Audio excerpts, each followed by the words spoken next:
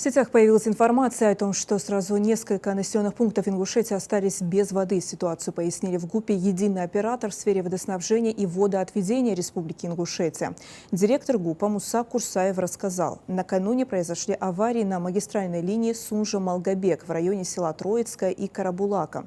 Аварийные бригады устранили 6 повреждений, однако этим утром выявили еще 3, 2 из них крупные. При этом массовое отключение воды не проводилось. На месте работает аварийная служба. Вчера у нас была серьезная авария по линии, точнее более 5 аварий.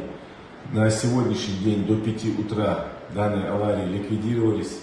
Однако после заполнения магистральной линии 13.08 7 часов утра обнаружены дополнительно еще 2 аварии, которые необходимо ликвидировать.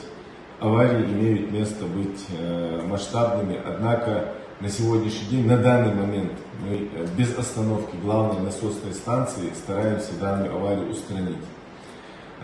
Вчера мы подавали ограничения водоснабжения по городу Карабулака. На сегодняшний день, на данный момент, данные ограничения продолжаются.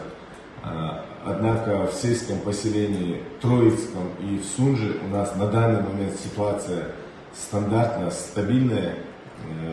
Разве что вот в сельском поселении Троицкого идут работы подключения новой прокладки водопроводной линии в новом микрорайоне в сельском поселении Троицком. В связи с этим несколько часов перебои будут и там.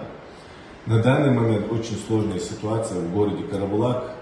На сегодняшний, со вчерашнего дня задействовано более 5 единиц техники, 3 бригады реагирования по устранению данной аварии.